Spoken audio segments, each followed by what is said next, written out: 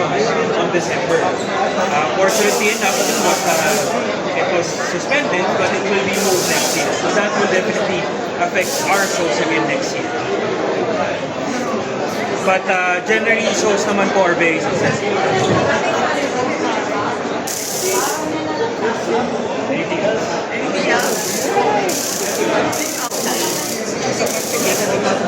Yes, of course. We did encounter problems yesterday because nag-red alert ang PNP Camp Crame because of the rally. So there were orders na, of course, to regulate the movement of firearms going outside of Camp Crame. So with the help of the Chief PNP and our friends from the Firearms and Explosives Office, we were able to send a letter to the Chief PNP and he then gave us exemption. Fortunately enough naman, every shipment, every movement ng firearms was all escorted by the PNP. Hindi naman po tayo nagkaroon.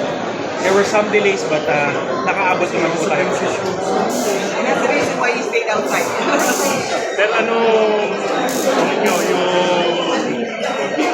yung sinabi ni Senador Amy Mac kahapon sa rally, yung kay Pangulong Bongbong Mac.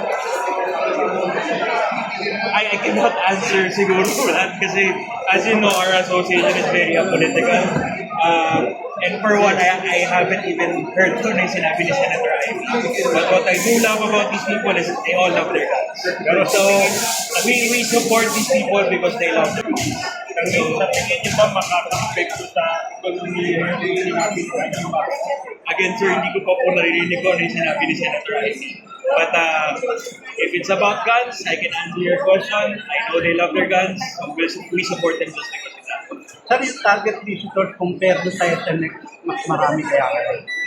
Generally, Mega Mall is easier to go to because it's in the middle of Quezon City and Makati. SMX is a little bit farther, but we have had success in both venues naman. In Mega Mall, I think the most number of visitors we had was around 27,000 years ago. In SMX, hindi naman po nagkakalayo. So generally, it's the same people. It's one community. Every time we have a show, most gun enthusiasts, yung mga beginners, yung mga interesado sa baril, kami-kami lang din naman po nakikita dito. Fortunate enough, dumadami po tayo kada taon. Yung are you planning to hold a gun show outside Manila? Yes, for next year, ang plano po ni APAD is mag-show tayo sa Davao at saka sa Cagayan.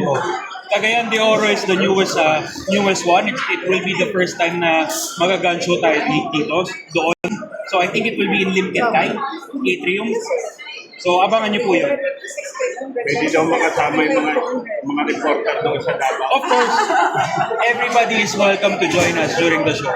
Ano yung highlight ngayon ng show? So with the help of the PNP, we were able to allow the sale of rifles again to civilians. So during the previous administration, there was a suspension of these types of firearms na pwedeng ibenta sa civilians. Ngayon, natulungan tayo ng ating kapulisan para payagan na ulit siya. So ang pinaka-highlight is makikita dito is yung mga rifles.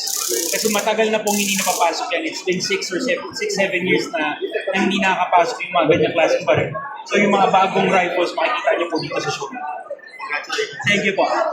Sir, possible ba next year yung tour sa ibang bansa, ibang lugar sa province? Nung event po na susunod? Yes po. Ang plano po ng APAD of course is to reach out to most provinces in the Philippines.